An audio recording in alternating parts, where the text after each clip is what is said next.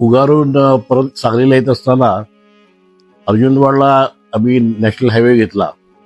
तिथून काही अंतर आल्यानंतर एक मोटरसायकल स्वार एकदम वळून अचानक आमच्या गाडीसमोर आला आणि ड्रायव्हरने ब्रेक दाबला तरी सुद्धा थोडीशी धडक झाली. गाडीतले सगळे एअरबॅग पण उघडले आणि कुणालाही काही इजा झाली नाही. ते मोटरसायकल स्वारालाही फारशी काही इजा झाली नाही. 108 बोलवून लगेच त्यांना मिरज सिव्हिल ऍडमिट करायला सांगितलं आणि माझ्या हाताला किरकोळ जखम झाली ते टाके घातले.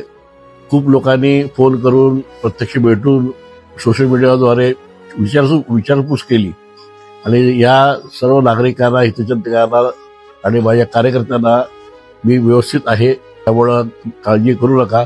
गजाननाच्या कृपेनं सर्व काही ठीक आहे.